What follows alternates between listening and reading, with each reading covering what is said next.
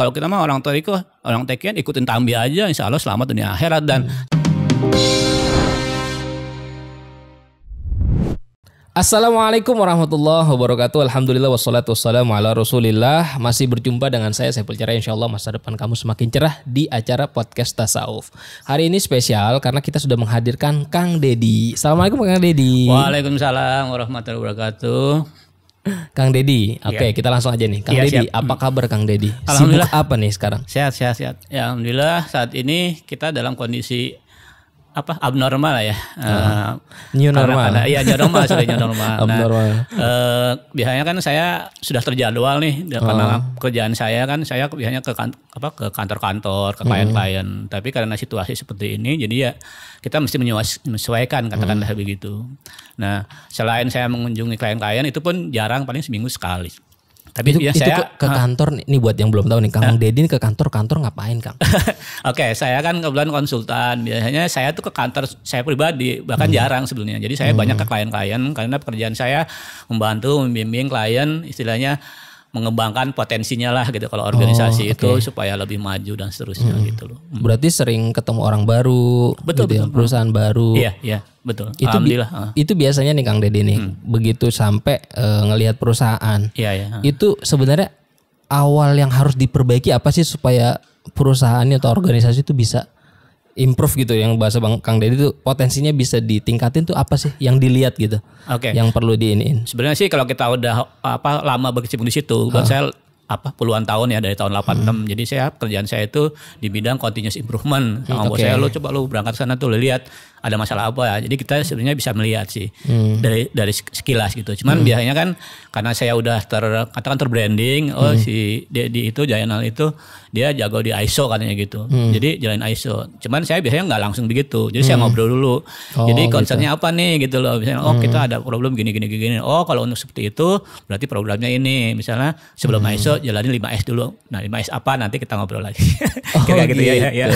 Jadi sebelum sampai continuous improvement itu dilihat dulu nih masalahnya apa, terus pengennya apa gitu. Betul. Ini tadi ngomongin nyinggung tentang 5S nih. Iya. Itu apa tuh Kang Deddy 5S? Kayak 5S es krim apa? Ya 5S itu kan kayak semacam budaya di Jepang. Duluan saya pernah di sana kan. Oh, pernah kerja di Jepang? Iya, maksudnya saya dapat tugas lah di sana gitu. Saya pernah kerja perusahaan Jepang dan orang sana itu kan maju. Kenapa salah satunya itu punya budaya fundamental yang kuat gitu. Budaya kerja yang kuat. Budaya kerja yang kuat. Di antaranya itu 5S. 5S itu singkatan dari satu S pertamanya itu seiri atau ringkas ya. Yang kedua Seiton atau Seiton. Iya.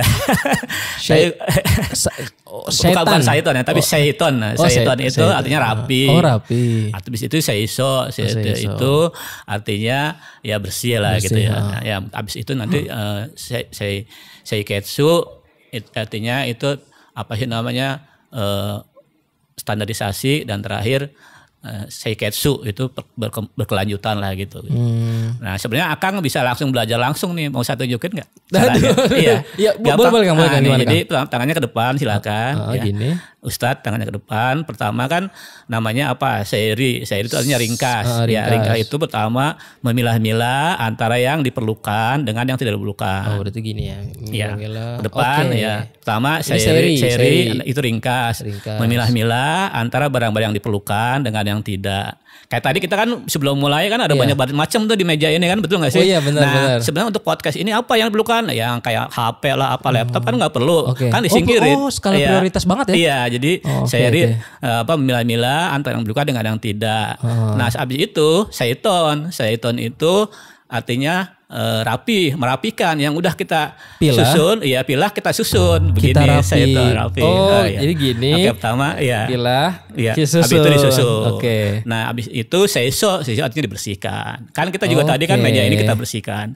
Coba itu aja, udah yang lainnya sih gampang, yang Seiketsu sama Sukainya itu nanti belakangan standarisasi dan seterusnya. Jadi nanti kayak ruang podcast ini sebenarnya yang harus ada di sini apa sih? Nah, seperti itu gitu. Harus disiapkan apa? Kayak tadi kan kita langsung bisa jalan kan. Kenapa? Karena Ustadz udah nyiapkan semua apa nih, ada kamera, ada apa dan seterusnya. Itu standarisasi. Oke. Nah setelah itu ya kita maintain kan supaya berkelanjutan, lebih bagus dan seterusnya. Dia sebetulnya untuk kan? merubah sesuatu itu dari hal-hal yang sederhana, dulu. Iya betul. Jangan yang ribut-ribut dulu nih apa gitu ya. Contohnya di apa sih ini kan maaf ya di lemari ini. Jadi dalam 5S itu Ustadz nyari dokumen maksimal 30 detik. Oke. Dokumen misalnya kemarin tuh podcast kalau lebih dari 30 detik berarti ya standarnya belum pas ya. Oke. Ya minimal ya kadang 1 menit lah gitu. Jadi dokumen itu misalnya kita podcast kemarin ditaruh di mana ya filenya itu kan. Oh dia ada di lemari yang nomor berapa, rak keberapa, baris keberapa. Ustadz kesana balik lagi ini nih 20 detik biasanya. Ya itulah. Itu termasuk nyusun folder di laptop juga kali ya? Oh iya betul. Ya kan cuman beda bentuknya aja kan dari hard copy ke soft copy gitu. Iya. Sebenarnya itu bukan cuma perusahaan ya. Bukan. Maksudnya buat di pribadi kantor, juga. di rumah. Makanya saya bilang teman-teman, oke, habis pelatihan coba nanti pulang silakan sama praktekin pasangannya ya. masing-masing lihat lemari pakaian saat di antara lemari pakaian itu ada nggak yang nggak kepake dalam waktu katakan 3 bulan ke atas bahkan setahun. Mau diapain tuh kan daripada nggak manfaat ya udah kita pilah-pilah serahkan bisa dimanfaatkan lah buat yang memerlukan dan seterusnya. Sama juga ke dapur apa dan kalau yang sekarang itu yang lagi rame ini apa Kang Dede tuh minimalis. Hidup minimalis mungkin tuh masih lebih sih itu sana kan. Sebenarnya itu kan ke konsep kan pola pikir lu daripada mikirin yang enggak udahlah yang penting-penting aja gitu. Iya sebenarnya itu Islami banget ya. Sangat Islami dan ujung-ujungnya kan ajas manfaat, value engineering. Value engineering itu artinya mengoptimalkan nilai gitu loh. Kalau kita kan kayak kita nih ngobrol kan, tapi ngobrolnya kan nggak ngobrol asal-asalan. Insya Allah ada manfaatnya lah. Itu namanya value engineering. Termasuk ruangan tadi ini, ruangan ini supaya bernilai gimana disusun demikian rupa. Jadi tempat buat podcast, buat rapat dan seterusnya. Nah itu 5S itu sebetulnya. Jadi dari 5S itu kebiasaan kemudian membentuk menjadi apa namanya? Habit gitu ya, jadi budaya ya. Betul. Dan itu di Jepang itu budaya itu udah terbiasa. Jadi mereka nggak perlu lagi apa namanya konsultan kali ya. Iya, udah jalan ya. Jadi sana kan kayak ISO segala macam tuh mungkin nggak perlu karena udah terbiasa gitu. Jadi saya sebenarnya emang kayak gegar budaya lah dulu itu dari tempat saya dari kampung tiba-tiba berangkat. Kok kayak begini ya semua udah tertata rapi. Sempat ngalamin kultur shock nggak maksudnya? Iya justru itu kan jadi saya kaget dan itu nanti kita mungkin akan ngobrol lebih lanjut yang membuat saya agak kurang gimana ya terhadap teman-teman yang pakai sarung. Maaf ya. Jadi karena saya lihat ini kok apa sih namanya tuh kelihatan nggak disiplin dan seterusnya gitu loh. Nah saya bilang sama teman-teman ya bahwa sebenarnya sih teman-teman kan saya alhamdulillah banyak interaksi dengan teman-teman dari mancanegara. Yang membedakan dengan teman-teman mereka itu adalah kenapa mereka itu sistematis, saya bilang gitu. Sistematis. Nah, jadi kita mau lakukan apa, kita buat sistemnya, aturannya, terus dijalanin kan. Nah, di kita sementara kita banyak aturan macam-macam tapi Ustaz tahu sendiri lah. Iya. Benar nggak sih jadi gitu? antara di apa namanya secara peraturan sama aplikasi tuh berjalan betul. Nah, kalaupun nanti ternyata aturannya udah kayaknya harus dirubah nih, ya udah kita rubah balik. Tapi setelah itu kita jalanin. Iya, gitu di kita belum banget ya. Belum banget. Baru baca jargon-jargon itu dan seterusnya. Berarti nilai-nilai kalau Kang Jadan nih ngelihat nilai-nilai Islaminya berarti belum diterapin banget ya. Sebenarnya itu kan ini loh, maksudnya hal yang sederhana yang sebetulnya itu kalau saya ingat dulu ceramahnya Kiai Jainuddin MZ tuh. Iya. Kita tuh punya penyakit kudis. Kurang disiplin, ya kan? Saya baru dengar, ya kan? Kutil, kurang teliti, ya kan? Sama kurang rapi. Iya. Gitu. Ini cocok banget ya sama 5S gitu ya. Ya, saya pas kebetulan ke negara maju, ke Jepang, negara-negara Skandinavia itu mereka sangat Islami menurut saya gitu, perilaku dan seterusnya. Dari gitu. segi penerapan hal itu ya. Halnya ya, sangat Islami gitu saya bilang. Nih, gitu. Nih Kang Dedi nih, Kang Dedi kan sudah lama nih berkecimpung ke Jepang juga. Itu sebenarnya pengaruh keluarga gitu dalam membentuk budaya terhadap anak-anak yang tumbuh kembang tuh gimana ngelihatnya? Sangat besar manfaatnya. Jadi kalau saya kan termasuk orang yang tidak terlalu ngikutin pakam-pakam lah. Kalau ayah itu mesti begini, ibu itu mesti gini, anak itu mesti begini, harus dan seterusnya. Jadi kita masing-masing bareng-bareng. Kayak saya misalnya kan, saya di rumah masak nggak ada masalah dan nggak harus istri saya pergi kemana, saya bagian masak nih. Kita ayo masak apa yuk gitu. Nah nanti anak-anak dilibatkan, ada yang tukang motong, ada yang tukang apa. Jadi kita bareng-bareng dan hasilnya itu kan hasil kolaborasi. Jadi kolaborasi udah diterapin mulai dari rumah. Iya dari rumah dulu karena pada akhirnya kan ujungnya kan misalnya kita branding nih ya kan, personal branding itu mungkin kita bilang beginilah. Cuma yang paling tahu kita itu ya istri kita, pasangan kita sama anak-anak kita. Pada akhirnya kan aslinya kita di situ ya. Di situ gitu loh. Implementasi apapun termasuk 5S ya di rumah dulu. Ya saya termasuk yang kurang disiplin juga kan. Kadang-kadang kan kita suka, laki-laki itu suka kurang tadi gitu karena ada problem terutama dari segi natur ya. Iya. Kita itu kan kurang apa ya, beda. Laki-laki suka kan ada bukunya tuh man is from Mars, woman is from Venus. Jadi kayak gitu kan. Laki jadi dari Mars, perempuan dari Venus. Iya kan kayak. Jadi kalau kita ngelihat sesuatu itu kan kita terbatas pandangannya. Misalnya istri ya ambilin itu dong gitu kan, kita bilang kan selalu bilang mana enggak itu loh di sana, mana ini gimana sih. Oh iya, kenapa? Karena pandangan kita tuh lurus. Iya, kalau perempuan melebar gitu. Oke. Sebenarnya kalau diambil logisnya di situ ya. Iya betul. Nih Kang Deddy nih, kalau di Jepang mungkin mereka udah jadi budaya. Sebenarnya kan kalau di Islam itu menerapkan 5S sebenarnya kan dari rasa ingin diawasi Allah, ya enggak? Dari rasa apa ya, dari muncul dari kebersihan hati. Bener gak Kang Deddy? Betul sangat betul. Makanya kan Kang Deddy pasti saya pernah baca waktu tulisan Kang Deddy tuh sebenarnya budaya yang dibangun oleh masyarakat Jepang, kultur budaya kerja yang kuat itu selaras juga dengan ketasawufan. Betul. Itu gimana tuh Kang? Coba. Ya oke. Jadi kan pada membedakannya itu mereka pakai rasionalitas gitu. Jadi kalau kita melakukan ini akan begini. Cuman kalau kita kan lebih hakikatnya gitu. Cuma memang sayang kalau di kita itu dibatas ke ritual pun ternyata gitu. Lebih ke personal gitu. Tapi ke apa sih namanya tuh, ke yang hablum minanasnya itu agak kurang. Padahal kan kalau kita kan, kalau orang tarekat itu TKN itu kan pegangan hablum minanasnya itu apa, sama hablum minanasnya itu kan tanbih gitu. Jadi tanbih itu sangat-sangat apa ya, humanis menurut saya gitu loh. Di semua aspek ada di situ gitu loh. Saya kan ikut meneliti juga. Jadi di situ ada visi misi termasuk dudonnya gitu. Kalau kan saya juga menangani perusahaan kan, budaya perusahaan tuh mau kayak gimana sih kita obrolin kan. Di Tanbih itu ada ya? Oh itu semua ada di situ semua gitu kalau itu, dan itu ada yang tersurat, ada yang tersirat lah ya. Jadi intinya udah, kalau kita mah orang Toriko, orang Tekian ikutin Tanbih aja, insya Allah selamat dunia akhirat. Dan selamatnya tuh bukan hanya ini, tapi semuanya gitu loh. Termasuk kita berinteraksi dengan sesama gitu, baik yang Muslim maupun yang di luar Muslim gitu.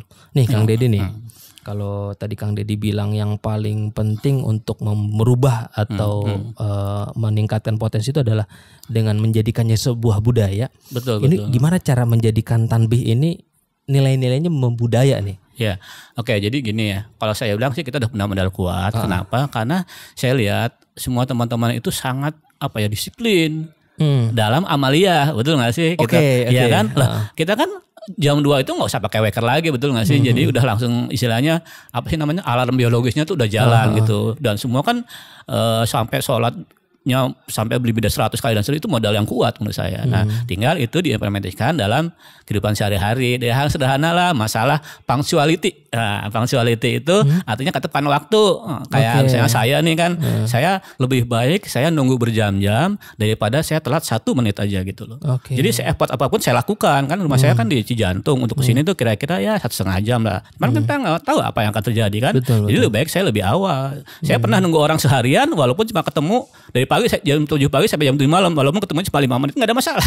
Tapi kita kan artinya memuliakan tamu, teman dan seterusnya. Nah itu orang tasawuf tuh seperti situ kan sebetulnya yang dikejar itu. Ya, ini sebenarnya nilai-nilai itu yang harus diimplementasikan ya. Iya betul, yang makanya kenapa Tanbih itu dibaca, diperdengarkan, diulang-ulang. Betul. Ya kan? Dan gimana terus? Ya, dan sebaiknya itu dimulai oleh para tokoh ulama dan seterusnya gitu. Jadi misalnya kita nih ada acara apa gitu, manakib gitu dan seterusnya kan, yang pemukanya itu datang lebih awal. Jadi isinya lead by example kan, ada contohnya tuh. Jadi mau kita ngomong apa kan, orang kan apalagi di kita kan paternalis ya. Jadi ngelihat panutannya gitu loh. Kalau panutannya tepat waktu dan seterusnya, insya Allah yang di bawahnya kan gitu. Jadi kalau misalnya ada pertanyaan nih, apa budaya TKN? Tanbih gitu. Iya, udah itu aja. Pegangannya tuh itu budaya TKN itu. Jadi apapun pakaiannya, apapun profesinya, apapun latar belakangnya, budaya kita itu ya Tanbih. Betul. Gitu ya Kang, setuju ya? Iya, dan kemarin kan saya ngasih materi terkait dengan layanan prima. Saya bilang sama teman-teman, di kita itu layanan prima udah luar biasa itu sebetulnya kan, tinggal dikembangkan aja. Dan master layanan prima itu pangarsaabaan Om. Pernah kan pasti Ustaz tahu lah ya, saya kadang-kadang suka terharu gitu kalau ada tamu apa gitu kan, sudah makan belum gitu loh. Itu yang pertama beliau sampaikan. Itu kan luar biasa kan.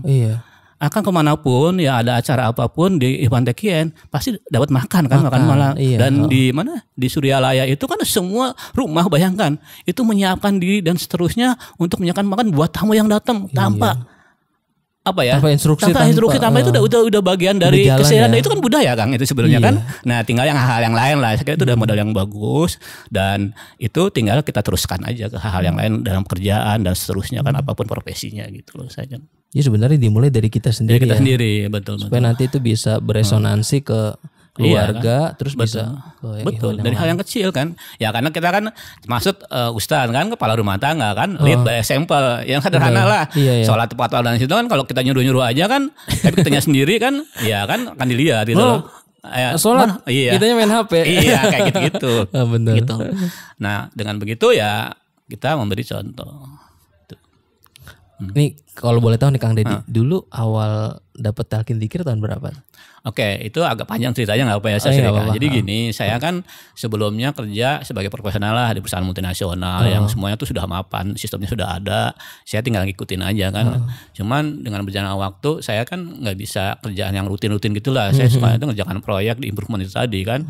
Jadi kalau yang rutin tuh saya akan nggak betah lah gitu loh. Nah kan kadang-kadang saya suka ngundang konsultan ke kantor dan seterusnya kan. Saya suka dipanggil jadi pembicara lah gitu loh, narasumber untuk apa.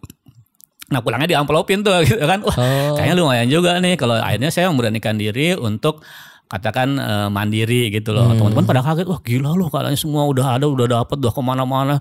Kok tiba-tiba. Jadi resign tuh? Iya resign saya, membuka itu sendiri.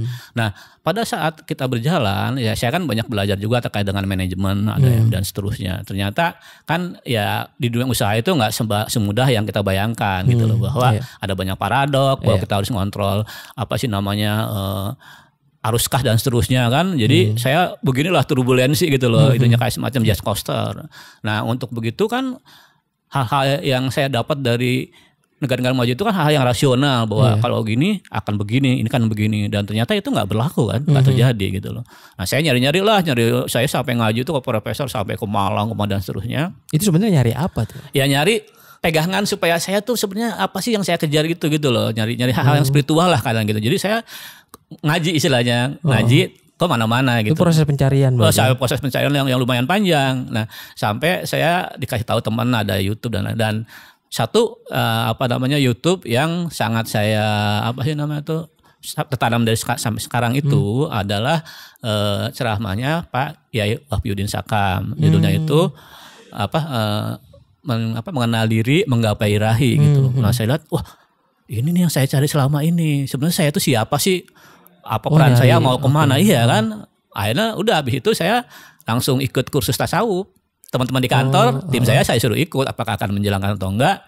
Ya silahkan. Nah dengan berjalannya waktu, wah ini berarti betul nih saya udah pas di sini. Karena saya sebenarnya belajar tentang ketasawufan dan ilmu agama itu lumayan lama, tahun 90-an. Saya kan ikut di Paramadina ya di Pondok Indah itu kan lumayan lah. Ini pengajarnya dosen-dosen Pasajana di UIN kan. Jadi secara keilmuan itu saya lumayan lah punya gitu loh. Cuman kan di situ diajar lebih ke keilmuannya, cuman implementasinya gimana? Nah di sini gitu. Udah nggak usah banyak teori macam-macam, gitu ya? Jalanin aja dan itu bisa dirasakan kan langsung. Gitu. Ya alhamdulillah sekarang ini saya kemana-mana ya jalan aja gitu kan, jadi nggak ada beban. Nanti takut gimana atau gimana. Gitu. Apa sih bedanya sebelum talqin sama itu? Ya kita jadi lebih enteng, jadi lebih apa sih namanya tuh segala sesuatu yang kita jalankan itu betul-betul karena Allah gitu loh. Kan Ustaz juga tahu saya suka puasa dan seterusnya. Cuman waktu itu niatnya salah ya puasa itu. Wah karena saya lagi ngejar sesuatu nih. Ini tagihan udah berbulan-bulan kayak ini kan pokoknya sebelum gua dibayar. Iya buat aja kalau bulan-bulan gua akan puasa terus. Nah, sekarang kan udah niatnya udah beda. Ya alhamdulillah maksudnya itu kan proses gitu loh. Jadi sekarang ini saya enteng aja jalan kemana ke triadoh dan seterusnya, termasuk silaturahim ke teman-teman di sela-sela kesibukan saya. Jadi sekarang tuh hampir nggak ada bedanya kerjaan profesional dengan sosial dengan spiritual tuh jadi satu kesatuan yang utuh lah gitu katakan gitu.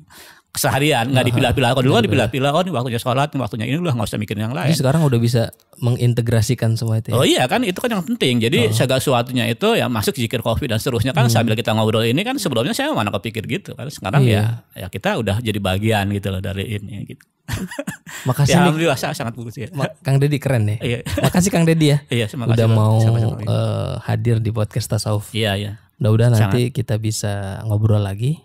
Alhamdulillah. Oke. Insya Allah. Sahabat TKNN, sampai jumpa lagi di Sabtu mendatang. Tetap di podcast Tasawuf. Assalamualaikum warahmatullahi wabarakatuh. Waalaikumsalam warahmatullahi wabarakatuh.